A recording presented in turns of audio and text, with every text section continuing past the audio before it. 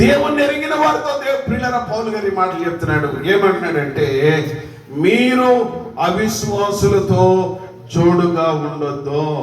ఎవరితో జోడుగా ఉండొద్దు? అవిశ్వాసులతో జోడుగా ఉండొద్దు. రెండోది, నీతికి దుర్నీతితో ఏమి సాంగత్యమో, వెలుగునకు చీకటితో ఏమి పొత్తు, క్రీస్తునకు బెలియలతో ఏమి సంబంధము, అవిశ్వాసితో విశ్వాసికి పాలెక్కడిది, దేవుని ఆలయమునకు విగ్రహములతో ఏమి పొందుక అని చెప్పి పిల్లలకు అన్నాడు. మనము జీవము గల దేవుని ఆలయమై ఉన్నాము. మనం ఏమై ఉన్నాము? జీవము గల దేవుడు. ఎలాంటి దేవుడు చెప్పాలా? ఎలాంటి దేవుడైనా జీవం గల దేవుడా, జీవం లేని దేవుడా? జీవము గల దేవుడు. జీవము గల దేవునికి మనము ఆలయమై ఉన్నాము. ప్రియులరా, మన దేవుడు జీవము గల దేవుడు. ఆ దేవుడు ప్రియులరా ఏ ఆలయాన్ని కోరుకుంటున్నాడంటే ఈ ఆలయాన్ని కోరుకోవట్లేదు. ఈ ఆలయాన్ని కోరుకోవట్లేదు. ఇక్కడ కూర్చున్న మనందరం ఒక్కొక్క ఆలయముగా ఉండాలని దేవుడు ఆశిస్తూ ఉన్నాడు. హల్లెలూయా. నువ్వు ఒక ఆలయం కావాలా, నేను ఒక ఆలయం కావాలా, మనందరం ఒక్కొక్క ఆలయముగా ఉండాలి. ప్రియులరా, మనము జీవము గల దేవునికి ఆలయమై ఉన్నాము. ఆలయమై ఉన్నాము. అందుకు దేవుడు ఇలాగూ సెలవిచ్చుచున్నాడు. ఎవరు మాట్లాడుతున్నారు? దేవుడు మాట్లాడుతున్నాడు. అందుకు దేవుడు ఇలాగూ సెలవిచ్చుచున్నాడు అని చెప్పి అన్నాడు, నేను వారిలో నివసించి సంచరింతును, నేను వారి దేవుడినై యుందును, వారు నా ప్రజలై యుందురు. దేవుడు ఏం కోరుకుంటున్నాడు? చెప్పాలి. ఏం కోరుకుంటున్నాడు ఇక్కడ? దేవుడు ఏం కోరుకుంటున్నాడు చెప్పండి. ఏం కోరుకుంటున్నాడు? నీ ఆస్తిని కోరుకోవట్లేదు, నీ అందచందాలు కోరుకోవట్లేదు, నీ వెండి బంగారాలు కోరుకోవట్లేదు, లోకములో నీకున్నది ఏది అయినా కోరుకోవట్లేదు. పిల్లరా, నువ్వు బ్రతకటానికి లోకములో అన్ని దేవుడు నీకు ఇచ్చాడు. నీకు ఇచ్చిన వాటిలో ఏది కూడా దేవుడు కోరుకోవట్లేదు. దేవుడు కోరుకున్నది ఏంటంటే ఏమన్నాడు? నేను వారిలో నివసించి సంచరితును. ఏమన్నాడు? నేను వారిలో నివసించి సంచరితును, నేను వారి దేవుడినైందును, వారు నా ప్రజలైందురు. ప్రియులరా, దేవుడు మనలో నివసించాలని కోరుకుంటా ఉన్నాడు. దేవుడు మనలో నివసించాలని కోరుకుంటా ఉన్నాడు. దేవుడు ఈ ఆలయాల్లో నివసించాలని కోరుకోవట్లేదు. పెద్ద పెద్ద పాలరాతులతో కట్టిన మందిరాల్లో నివసించాలని కోరుకోవట్లేదు. ప్రియులరా, దేవుడు నీలో నాలో నివసించాలని ఆయన కోరుకుంటా ఉన్నాడు. దేవుడు నివసించాలని కోరుకుంటా ఉన్నాడు. దేవుని బిడ్డలారా, అందుకే చక్కటి మాట మనం చూస్తాం. ప్రకటన గ్రంథం 3వ అధ్యాయము 20వ వచనంలో మనం చూస్తే, ప్రకటన గ్రంథం 3వ అధ్యాయం 20వ వచనంలో, ఇదిగో తలుపు నొద్ద నిలుచుండి నేను తట్టుచున్నాను, ఎవడైనా నా స్వరమును విని తలుపు తీసిన ఎడల నేను అతని యొద్దకు వచ్చి అతనితో నేనును నాతో కూడా అతడును కలిసి భోజనము చేయుదుము. కలిసి దేవుడు నీతో కలిసి ఉండాలని ఆశపడుతున్నాడు. దేవుడు నీతో కలిసి జీవించాలని ఆశపడుతున్నాడు. పిల్లరా, నీతో కలిసి ఉండాలన్న దేవుడు, నీతో కలిసి నివసించాలని ఆశిస్తున్న దేవుడు, నీలో నివసించాలని కోరుకుంటున్న దేవుడు ఎలాంటి దేవుడు? ఎలాంటి దేవుడు అని అంటే ఆయన పరిశుద్ధుడైన దేవుడు. ఆయన పరిశుద్ధుడు. ఆయన పరిశుద్ధుడు. పాపము లేని దేవుడు, పాపములో పుట్టని దేవుడు. పిల్లరా, పాప జీవితము, పాప మరణము అంటని దేవుడు, పరిశుద్ధుడైన దేవుడు. పరిశుద్ధుడైన దేవుడు ప్రియులరా, అంత పరిశుద్ధుడైన దేవుడు ప్రియులరా పాపులమైన మనలో నివసించాలని కోరుకుంటా ఉన్నాడు. అయితే ప్రియులరా, దేవుడు మనలో నివసించాలంటే మనము ఎలా ఉండాలి? దేవుడు మనలో పరిశుద్ధుడైన దేవుడు, పాపము లేని దేవుడు, పుణ్యమూర్తి అయిన దేవుడు. అంత ప్రియులారా, పాపి అయిన మానవులమైన మనలో నివసించాలని కోరుకుంటా ఉన్నాడు. దేవుడు మనలో నివసించాలి అని అంటే మనము ఎలా ఉండాలి? ప్రియులారా, మన ఇల్లును మనం ఏం చేద్దాం? ఎలా పెడతాలో ఉంచేస్తామా? ఎలా పెడతాలో ఉంచుతామా? పొద్దుట సాయంకాలం ఒకవేళ ఇంకా చెరకుంటే మధ్యాహ్నం, ఎప్పుడు అది గలీజీగా ఉందో, ఎప్పుడు అది చిరాగ్గా ఉందో ప్రియులారా, దాన్ని ఎప్పటికప్పుడే మనము శుభ్రం చేస్తాం. ప్రియులారా, ఎందుకంటే మనం ఆ ఇంట్లో నివాసం చేయాలి, మనం ఆ ఇంట్లో తినాలి, ఆ ఇంట్లో తిరగాలి, ఆ ఇంట్లో పండుకోవాలి. కాబట్టి మనము నివసించే ఇల్లు ఎలా ఉండాలి? పరిశుద్ధంగా ఉండాలి. లేకపోతే ఏదన్నా ఒక చచ్చింది, ఒక కుళ్ళిపోయింది ప్రియులారా, అక్కడెక్కడో ఉంటే అది అలా ఉంచుకొని మన ఇంట్లో తిరుగుతామా? అది అక్కడ పెట్టుకుని మనం అన్నం తింటామా? తినం. ప్రియులారా, మనము శారీరకంగా ఈ లోకములో ఈ ఇంటిలో నివసించడానికి ప్రియులారా మనం అన్ని జాగ్రత్తలు కలిగి ఉంటాం. మన ఇంటిని అంతగా శుభ్రం చేసుకుంటాం. మరి పరలోకమందున్న దేవుడు, దేవాది దేవుడు, సర్వశక్తి గల దేవుడు, సర్వోన్నతుడైన దేవుడు, పరిశుద్ధుడైన దేవుడు ప్రియులారా మనలో నివసించాలని ఆయన ఆశపడుతున్నాడు, మనలో నివసించాలని ఇష్టపడుతున్నాడు. ఆయన మనలో నివసించాలంటే మనము ఎలా ఉండాలా? ఎలా ఉండాలి? మన హృదయం ఎలా ఉండాలి? మన జీవితం ఎలా ఉండాలి? మనలో పాపాన్ని పెట్టుకుని పాపపు కంపును పెట్టుకుని, పాపపు కుళ్ళును పెట్టుకుని, పాపపు యొక్క కుషితాలు పెట్టుకుని ప్రియులారా, దేవుడా ఇదిగో నాలోకి రాయ్యా, నాలో ఉండయ్యా, నువ్వు నాతో ఉండయ్యా వస్తాడా? ఎప్పటి నుంచో అనంట ఓ పాస్టర్ గారిని ఒక విశ్వాసి, అయ్యా అందరిళ్ళకి వెళ్తారండి, మా ఇంటికి రారు, మీరు మా ఇంటికి రండి, ప్రార్థన చేసేందుకు రండి అని అన్నదంట. సరే, ఆయనకి ఏదో అవకాశం కుదరట్లేదు, ఏయో పనులు ఉంటున్నాయి. మొత్తానికి ఆ ఊరు ఏదో పని మీద ఆ ప్రాంతానికి వెళ్ళాడు. అదే మార్గం గుండా వస్తాడు. చాలాసార్లు అంటుంది కదా, వెళదామని ఫోన్ చేశాడు, అమ్మ నేను ఈ మార్గం గుండా వస్తున్నాను, మీ ఇంటికి వస్తున్నాను, ప్రార్థన చేసి వెళ్తానంటే సరే రండి అందంట. సరే, పాస్టర్ గారు వచ్చాడు. రాగా ఎప్పుడుకో పాస్టర్ గారు వచ్చాడు. పాస్టర్ గారు వచ్చి, దేవుని బిడ్డలారా, పాస్టర్ గారు వస్తే గబగబా కాస్త నీళ్ళు ఇచ్చింది, ఆ సోఫాలో కూర్చోబెట్టింది, ఫ్యాన్ వేసింది, కూర్చున్నాడు. ఇప్పుడు అప్పటికి ఏం చేస్తుందంటే ఈమె ఎండుమిరపకాయలు వేపుతుందంట. ఇంట్లో కారం ఆడిద్దాక ఏమి వేపుతుంది? ఎండుమిరపకాయలు వేపుతుంది. ఆ ఎండుమిరపకాయలు కొట్టురు ఈ ఫ్యాన్ గా లాగేసేవాడికి ఈయనగా దొగ్గు ఆ ఊపిరాడక బయటకు వచ్చేసి వెళ్ళిపోయాడు. రమ్మంది కానీ ఏం పెట్టింది? ఎండుమిరపకాయలు కుట్రు పెట్టి కదా. చాలాసార్లు దేవుడు ప్రియులను మనలోకి రావటానికి ఆయన సిద్ధంగానే ఉన్నాడు, దేవుడు మనలో నివసించడానికి సిద్ధంగానే ఉన్నాడు. కానీ దేవుడు నివసించాలి అని అంటే మనలో ఏ గుట్టు కూడా ఉండకూడదు. చాలా గుట్టు ఉంది మనలో. మార్కు సువార్త 7వ అధ్యాయం 21వ వచనం చదివితే ఓ పెద్ద లిస్ట్ ఉంటుంది. 13 రకాల పాపాలు అక్కడ ఉంటాయి. 13 రకాల పాపాలు ఉంటాయి అక్కడ. ప్రియులారా, యేసు ప్రభువు అంటాడు, ఇవన్నీ లోపల ఉండి మనుషుల్ని అపవిత్రపరుస్తూ ఉన్నాయి. ఇవన్నీ లోపల ఉండిపోయి ఎవరికి కనపడవి. దేవుడికి ఒక్కడికి తప్ప, ఆ వ్యక్తికి ఒక్కడికి తప్ప. ప్రియులారా, నరుడన్న వాడికి, నరమాత్రుడన్న వాడికి ఎవరికి తెలియదు.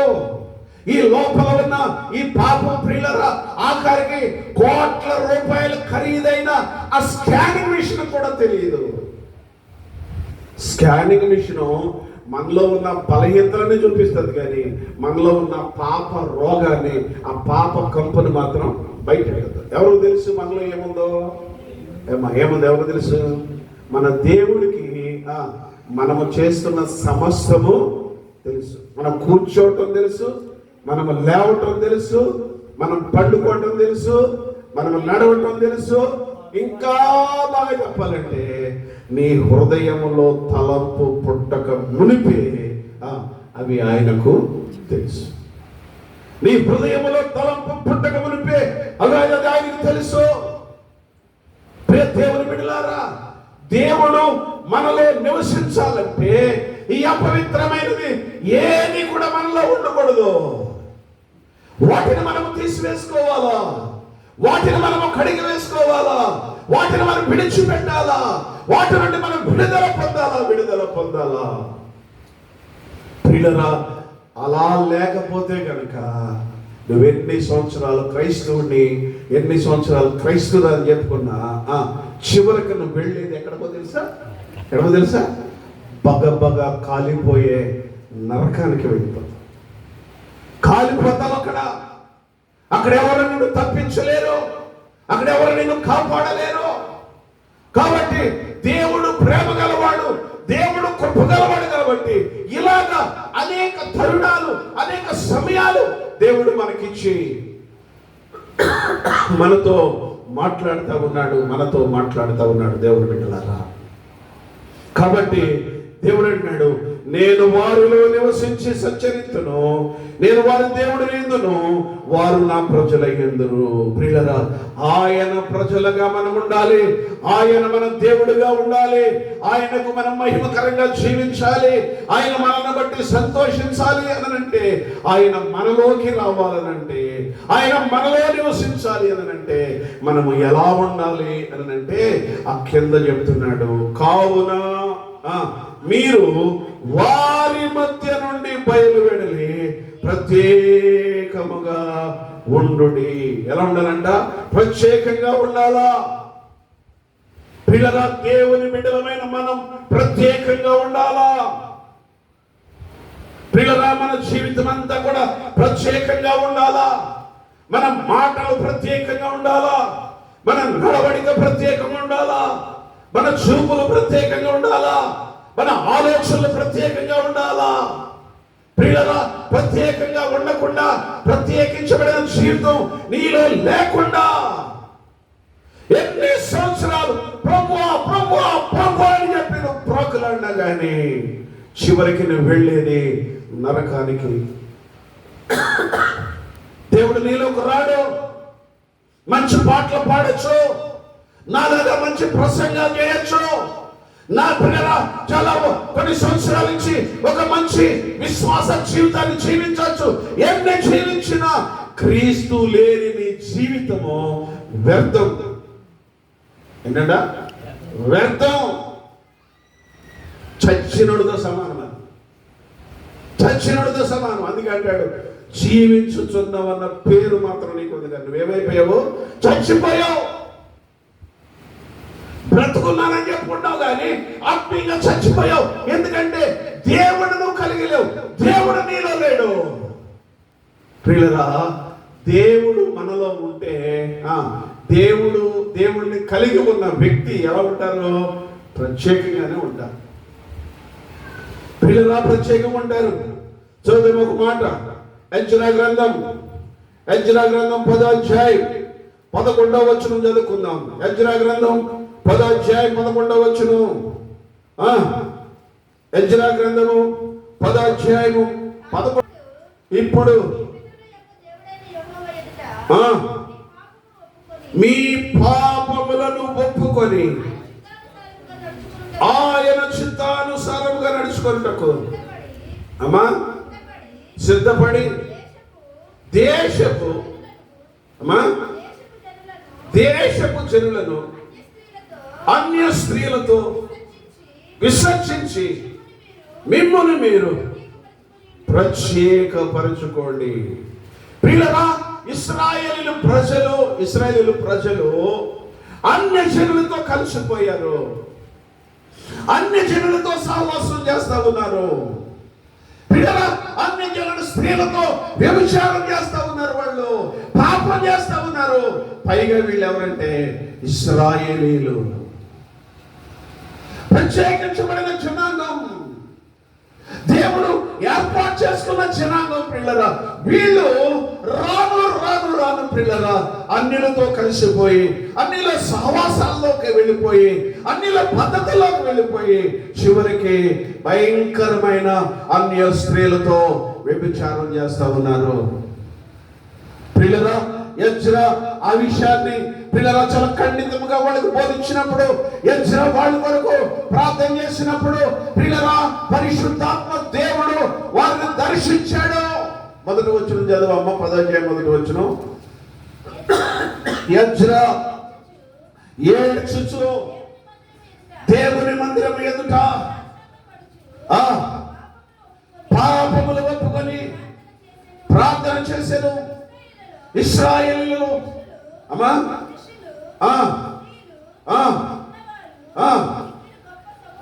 సమూహముగా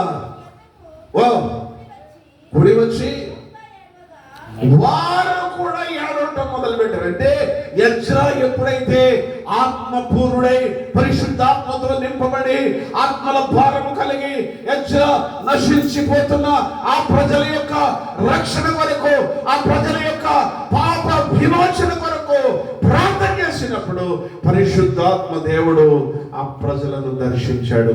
ఎప్పుడైతే దర్శించాడో ప్రియులారా, ఆ ప్రజలందరూ కూడా ఏం చేస్తారంటే పశ్చాత్తాపడుతున్నారు, ఏడుస్తున్నారు. అయ్యో ఎంత దౌర్భాగ్యమైన జీవితం మేము జీవించామా అని అంటే, అప్పుడు ఎజ్రా చెప్పాడు, మిమ్మల్ని మీరు ప్రత్యేకపరచుకోండి, వాళ్ళ నుండి వేరవ్వండి, మీరు సపరేట్ అవ్వండి, వాళ్ళలో మీరు కలిసి ఉండకూడదు, ఇదిగో మిమ్మల్ని మీరు ప్రత్యేకపరచుకోండి. అప్పుడు ఎజ్రా కాలంలో ప్రియులారా, ఆ ప్రజలు ప్రియులారా ఆ యొక్క భయంకరమైన ఆ పాపపు జీవితాలు విడిచిపెట్టి దేవుని వైపు తిరిగినట్లుగా, దేవుని కలిగి జీవించే ఆ ప్రజలుగా ప్రియులారా వారు సిద్ధపడినట్లుగా అక్కడ మనం చూస్తా ఉన్నాము. ఇంకా మనం చూస్తే అపొస్తలుల కార్యాలు 2వ అధ్యాయం, అపొస్తలుల కార్యాలు 2వ అధ్యాయం 40వ వచనం చదువుకుందాం. అపొస్తలుల కార్యాలు 2వ అధ్యాయం 40వ వచనం. ప్రియులారా, అపొస్తలుల కార్యాలు 2వ అధ్యాయం 40వ వచనంలో ప్రియులారా పేతురు గారు మాట్లాడుతున్నాడు. పేతురు గారు మాట్లాడుతున్నాడు, ఏమంటున్నాడు అని అంటే, అనేక విధములైన మాటలతో సాక్ష్యమిచ్చి మీరు మూర్ఖులను ఈ తరము వారికి వేరే రక్షణ పొందండి. పేతురు గారు ఇక్కడ ఏం చెప్తున్నాడు? హలో, ఏం చెప్తున్నాడు? యేసు ప్రభు నమ్ముకో, నీ రోగం పోద్దని చెప్పాడా? యేసు ప్రభు నమ్ముకో, నువ్వు పెద్ద బిల్డింగ్ కట్టేస్తామని చెప్పాడా? యేసు ప్రభు నమ్ముకో, నీకు ఉద్యోగం వచ్చేద్దని చెప్పాడు? యేసు ప్రభు నమ్ముకో, నీ అప్పులు తీరిపోతాయని చెప్పాడు?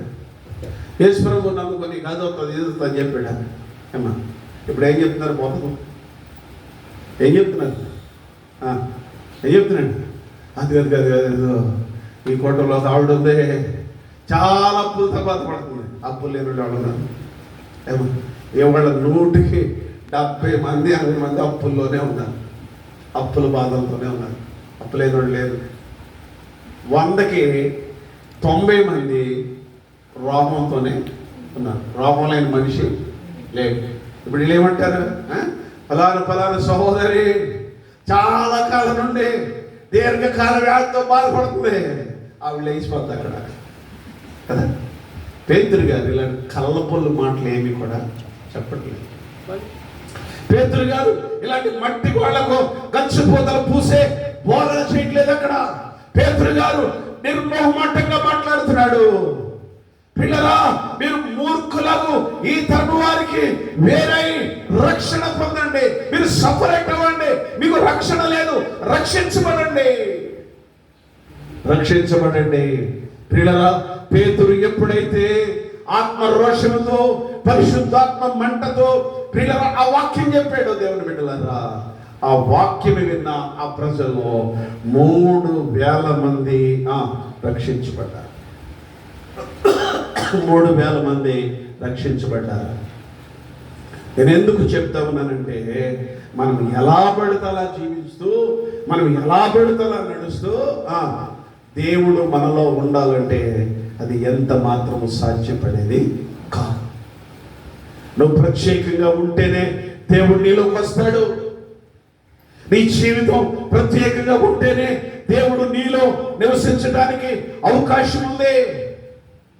దేవుడు నీలో నివసిస్తే, దేవుని కలిగి నువ్వు జీవిస్తే నీ జీవితం ప్రత్యేకంగానే ఉంటుంది ప్రియులారా. అందుకే ఫిలిప్పీ పత్రికలో పౌలు గారు చెప్తున్నాడు, ఫిలిప్పీ పత్రిక 2వ అధ్యాయము 14వ వచనం నుండి 16వ వచనం వరకు ప్రియులారా మనం చదివితే పౌలు గారు కూడా ఏం చెప్తున్నాడు అని అంటే, మీరు మూర్ఖమైన వంకర జనము మధ్యన, ఎలాంటి జనము? మూర్ఖమైన వంకర జనం, వంకరుడు. ప్రియులారా మనిషి బుద్ధి ఎక్కడో చోట వంకరతనం ఉంటూనే ఉంటుంది ప్రియులారా. కాబట్టి ఇక్కడ పౌలు గారు ఫిలిప్పీ సంఘంలో చెప్తున్నాడు. ఎవరితో చెప్తున్నాడు ఈ మాట్లాడనంటే, రక్షించబడిన వారితో, యేసుక్రీస్తు ప్రభుని తమ రక్షకుడుగా అంగీకరించి జీవించే వారితో చెప్తున్నాడు. అబ్బాయి, ఇదిగో మీరు మూర్ఖులకు, ఈ తరపు వారికి వేరే రక్షణ పొందారు. ఏమన్నాడు? మూర్ఖమైన వంకర జనము మధ్యన. ఎలాంటి జనం మధ్యన? మూర్ఖమైన వంకర జనం. ఈ వంకరోళ్ళకి ఎలా జీవించాలో, ఎలా మాట్లాడాలో, ఎలా బ్రతకాలో, ఏ విధంగా బ్రతకాలో ఈ వంకరోళ్ళకి తెలియదు. ఎందుకంటే ఆ బుద్ధి వంకర బుద్ధి కాబట్టి. దేవుని బిడ్డలారా, పౌలు గారు చెప్తున్నాడు ఇక్కడ, మీరు మూర్ఖమైన వంకర జనం మధ్యన ఎలా ఉండాలా? వంకర జనం మధ్యన మీ జీవితం ఎలా ఉండాలా? మీ ప్రవర్తన ఎలా ఉండాలా? మీ జీవిత విధానం ఎలా ఉండాలి అని అంటే, చదువమ్మా. నిరపరాధులను, నిష్కలంకులను, ప్రియులరైన అన్నాడు, మూర్ఖమైన వంకర జనం మధ్యన నా బిడ్డలైన మీరు ఎలా ఉండాలంటే నిరపరాధులుగా ఉండాలా. అంటే మీలో ఏ అపరాధము కూడా ఉండకూడదు. నిరపరాధులుగా ఉండాలా, నిష్కలంకులుగా ఉండాలా. నిష్కలంకులు అంటే ఎటువంటి కళంకము లేని జీవితము. నిష్కలంకులు అంటే ఎటువంటి కళంకము లేని జీవితాన్ని మీరు కలిగి ఉండాలా. నిరపరాధులను, నిష్కలంకులను, అనింద్యులు. పిల్లల ఈ 3 లక్షణాలు కలిగిన వాడే క్రైస్తవుడు.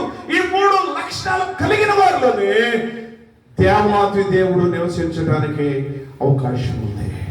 అంతేగాని ఏ ఎండకు ఆకుడు కట్టేతే దేవుడు మనలో ఉండడం, ఏ ఎండకు ఆకుడు కట్టేతే దేవుడు ఉండడం. ఈ రోజున క్రైస్తవులు ఎలాగైపోయిందంటే, ఈ ఎండకి ఈ గొడుగు, ఆ ఎండకి ఆ గొడుగు అలవాటైంది. దేవుని వాక్యం మీద మోసపోకుడి, దేవుడు నువ్వేమి విత్తుతావో కోస్తావు. దేవుడు ఎప్పుడు మోసపడు, దేవుడు ఎప్పుడు వెక్కిరించబడడు. ప్రియులారా, మనిషి ఎక్కడైనా ఆటలాడొచ్చు, కానీ దేవుడి దగ్గర మాత్రం ఆటలాడకూడదు. దేవుడిని అడ్డం పెట్టుకుని ఆటలాడకూడదు. యేసు ప్రభువు వారు చెప్పాడు, ఎవడైనా ఈ బండ మీద పడితే వాడు నల్లిలాగా నలిగిపోతాడు. ఎవడైనా ఈ బండ మీద పడితే నల్లిలాగా నలిగిపడతాడు. ఎవడ మీద ఈ బండ పడితే తునకలైపోతాడు. మనకేం తెలుసు అంటే యేసు ప్రభు గురించి?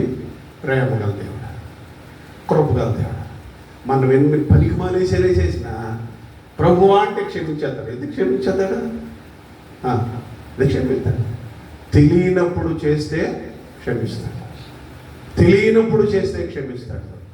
తెలిసిన తర్వాత తప్పు చేసావా, నీ బ్రతుకులో, నీ జీవితంలో యుగమందేనను రాబోయే యుగమందేనను ఆ వ్యక్తికి ఏమీ లేదు, క్షమాపణ. డైరెక్ట్ ఎడకమ్మా.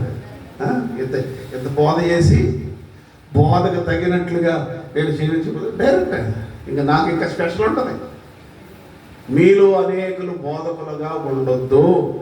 యాకోబు పత్రికలో చెప్పాడు, మీలో అనేకులు బోధకులుగా ఉండొద్దు అన్నారు. నేను అన్నానని మీరు ఎవడో బోధ చేయొద్దని చెప్పట్లేదు, రండి మీరు కూడా. కానీ మన ప్రసంగానికి తగినట్లుగా, మన బోధకు తగినట్లుగా మన సాక్ష్యం ఉండాలి, మన జీవితము ఉండాలి. అలా లేకపోతే అన్నాడు, బోధకులైన మీకు మరి కఠినమైన తీర్పు. దేవుని బిడ్డలారా, మనం ఏదో ప్రభు చప్పిట్లు కొట్టేసినంత మాత్రం ఆయన రాడు మనలో. మూర్ఖమైన వంకర జన్మ అంటే పాపముతో నిండిపోయిన ఈ లోకంలో, రకరకాల ఈ ప్రపంచంలో దేవుని బిడ్డలు ఎలా ఉండాలంటే నిరపరాధులను, నిష్కలక్కులను, అనింద్యులుగా ఉండాలి. ఈ 3 లక్షణాలు ఎవరిలోనైతే ఉంటాయో పిల్లరా, పరిశుద్ధాత్మ దేవుడు వాళ్ళలో ఉంటాడు. వారు ప్రత్యేకంగా ఉంటారు. దేవుని బిడ్డలారా, ప్రత్యేకంగా ఉంటారు. కాబట్టి హెచ్చరా చెప్తున్నాడు, మీరు ప్రత్యేకంగా ఉండండి పిల్లరా. రెండోది పిల్లలు పేతురు గారు చెప్పాడు, మీరు ప్రత్యేకంగా ఉండండి. 3 పౌలు గారు చెప్తున్నాడు, మీరు ప్రత్యేకంగా ఉండండి. అంటే ఆయన మనలో నివసించాలి అని అంటే మనం ఎలా ఉండాలి? ఎలా ఉండాలమ్మా? ఎలా పెడతాలో ఉండకూడదు, ఎలా పెడతాలో ప్రత్యేకంగా ఉండాలి. రెండవది ఎలా ఉండాలి అని అంటే పిల్లగా పరిశుద్ధముగా ఉండాలి.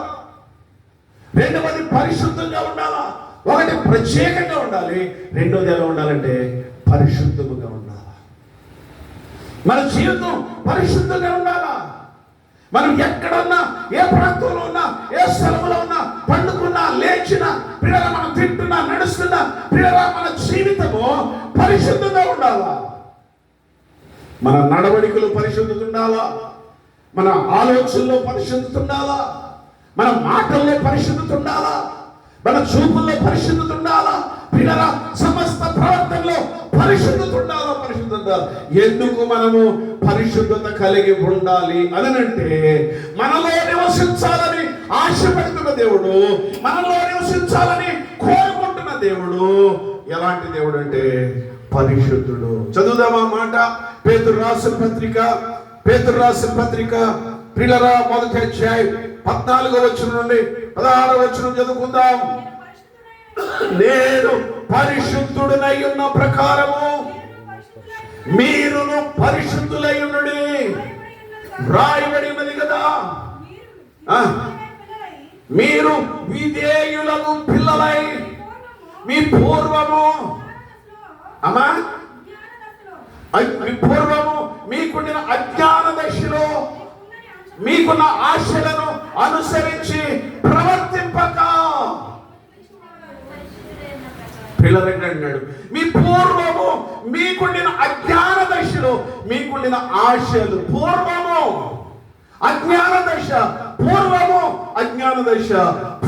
అని అంటే క్రీస్తు దగ్గరికి నువ్వు రాకముందు, యేసు క్రీస్తు ప్రభుని నువ్వు అంగీకరించక ముందు, సువార్త వినక ముందు, మారు మనసు పొందక ముందు, రక్షణ పొందక ముందు, యేసుని నీ సాక్షిగా చేర్చుకోక ముందు నీ పూర్వము నీ యొక్క దశ లాంటిదండి అజ్ఞాన దశ. అజ్ఞానం అంటే ఏం చేయాలో ఏం చేయకూడదో కూడా తెలియదు, ఏం చేయాలో ఏం చేయకూడదో తెలియదు.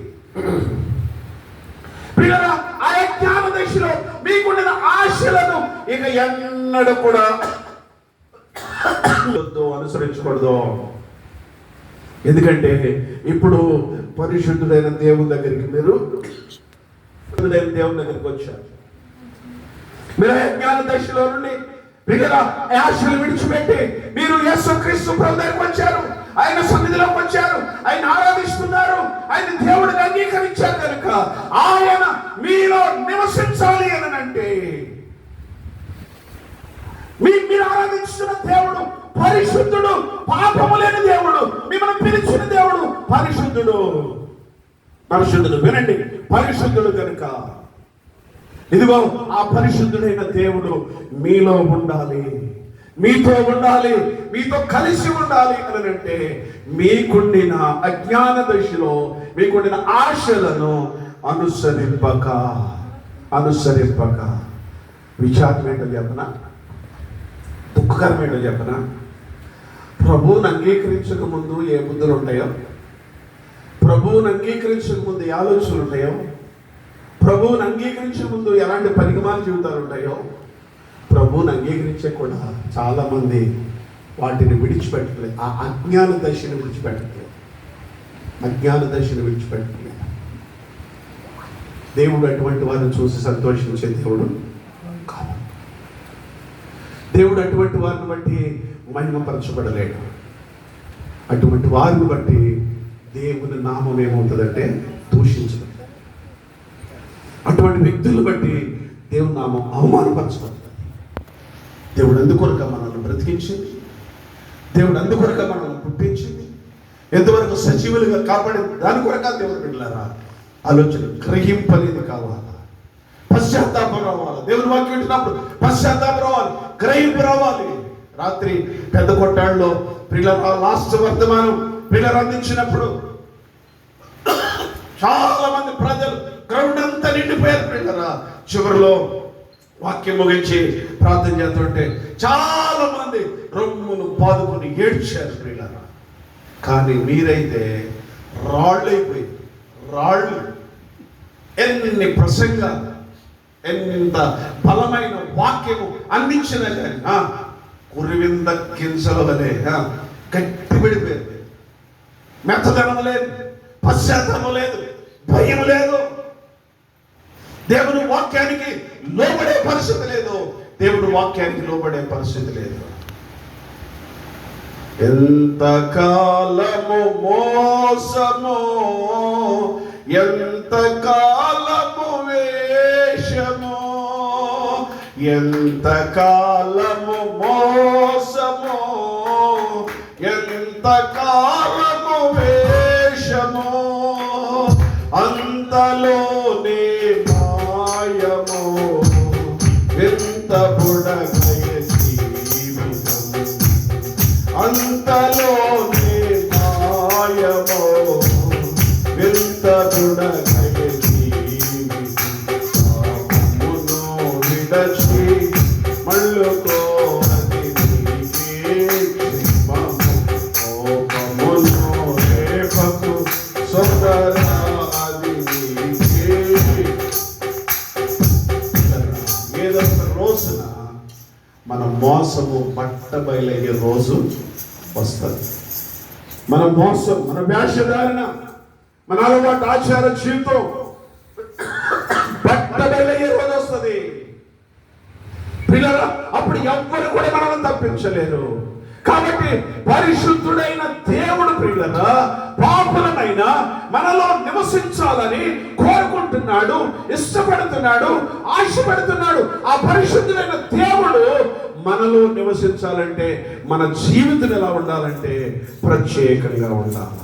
రెండవది పరిశుద్ధంగా ఉండాలి. రెండేడు అజ్ఞాన దశలను అనుసరించి ప్రవర్తింపక మిమ్మల్ని పిలిచిన దేవుడు పరిశుద్ధుడై ఉన్నాడు కనుక మీరును సమస్త ప్రవర్తన యందు పరిశుద్ధుడై ఉంటాడని చెప్పలేదు, మీరును సమస్త ప్రవర్తన యందు పరిశుద్ధులై ఉండండి. పరిశుద్ధత మాట చూద్దాం, చూడండి. లేవికాండము 20వ అధ్యాయము 7వ వచనం చదువుకుందాం. లేవికాండం 20వ అధ్యాయం 7వ వచనం త్వరగా. కావున మిమ్మును మీరు పరిశుద్ధపరచుకొని, పిల్లరాయి అన్నాడు మిమ్మును మీరు. ఏమా ఎవరు? నీకు నువ్వే, నాకు నేనే. నన్ను నువ్వు వచ్చి అడగలేవు, నేను వచ్చి అన్నాడు మిమ్మును మీరు. మీలో ఏముందో, ఏ మురికుందో, ఏ పాపం ఉందో, ఏ పాప కంపు ఉందో, ఇదిగో పరిశుద్ధుడైన దేవుడు, సర్వశక్తి గల దేవుడు మీలో నివసించాలి, మీలోకి రావాలి అంటే మిమ్మల్ని మీరు ఏం చేయండి? పరిశుద్ధపరచుకోండి. మరి మన ఒంట్లో ఉన్న మురుకు సోప్ పెట్టుకుంటే ఆ మురుగు పోతుంది, స్నానం చేస్తే మురుగు పోతుంది. కానీ అంతరంగంలో ఉన్న మురుకు, ఏమా హృదయంలో ఉన్న మురుకు ఎలా పోతుంది? ఎలా పోతురా? దేవుని పాదాల దగ్గరికి వెళ్ళి పశ్చాత్తాపంతో, ప్రభువా నేను పాపిని, ప్రభువా నాలో పాపం ఉంది, పాపం మలినం ఉంది, ప్రభువా నీకై నువ్వు నాతో మాట్లాడతలేదు, నీవు నాలో ఉండట్లేదు, నాతో కలిసి జీవించట్లేదు, నువ్వు నాలో ఉండాలంటే ఇదిగో నన్ను కడుగు ప్రభువా. దావీదు ఏం చేశాడు? నన్ను కడిగి నన్ను పవిత్రపరచు, నా యందు శుద్ధ హృదయము కలిగినట్లుగా చెయ్యి.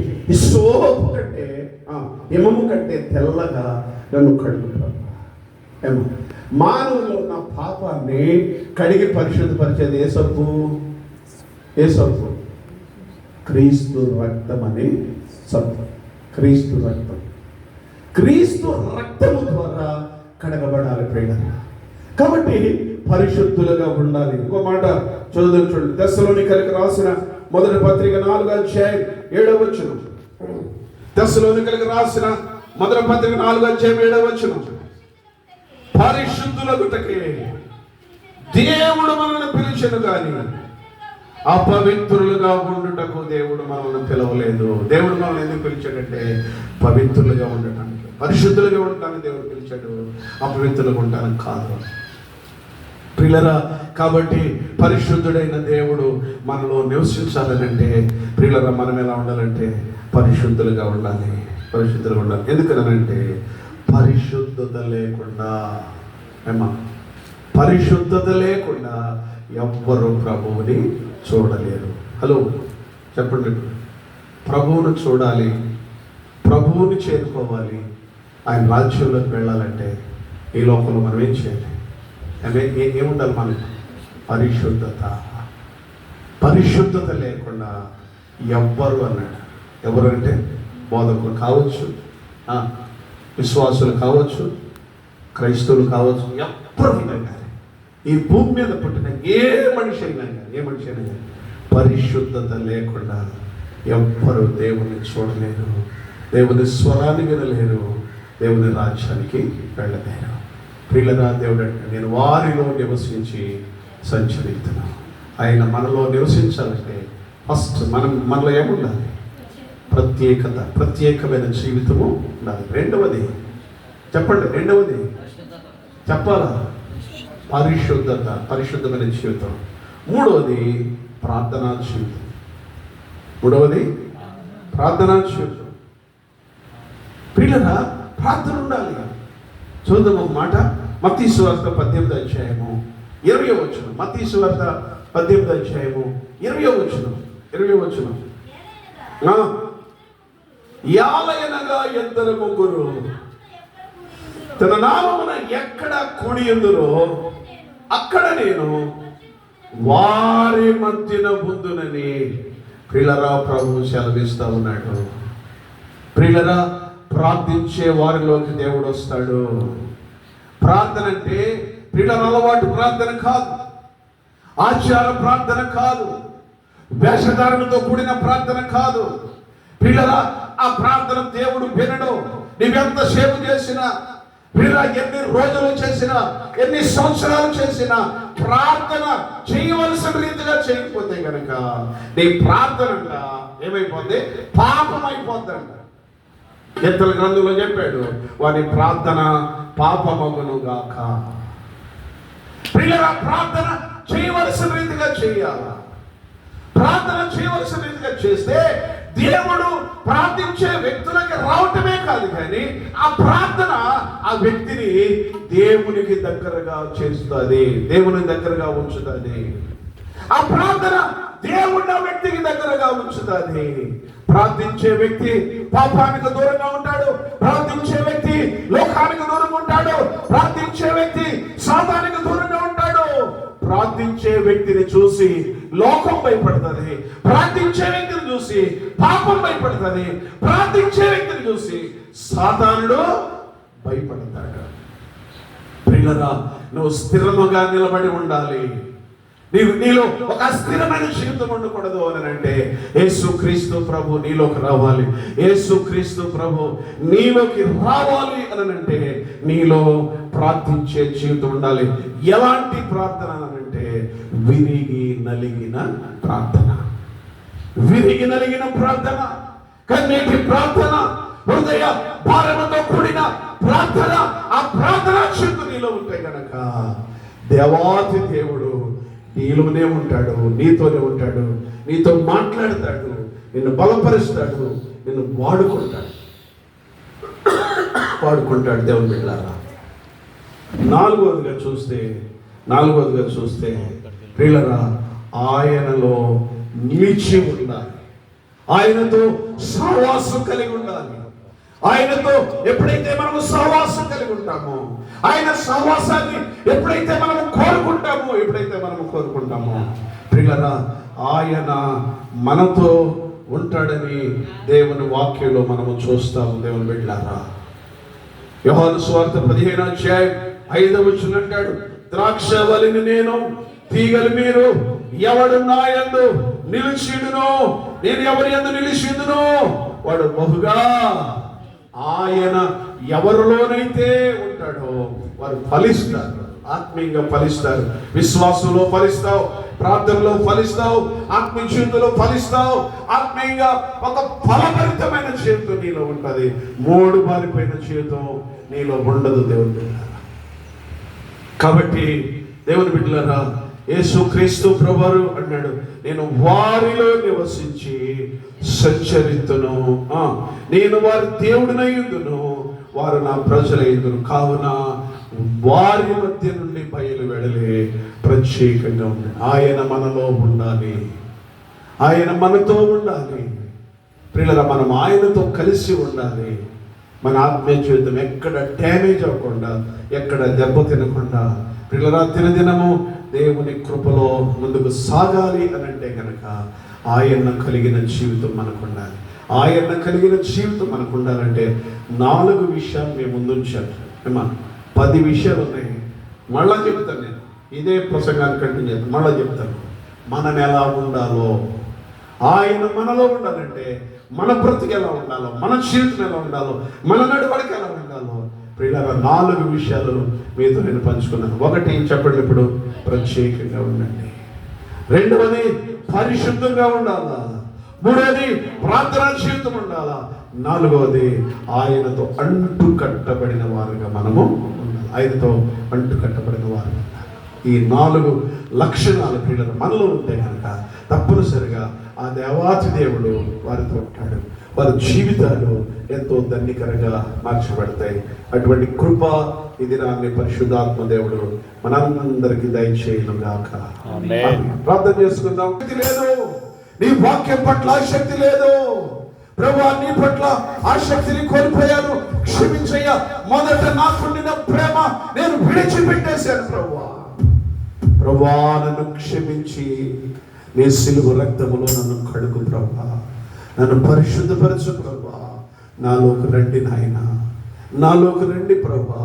మీరు నాలో ఉంటేనే నాకు విలువ ఉంటుంది నాయన.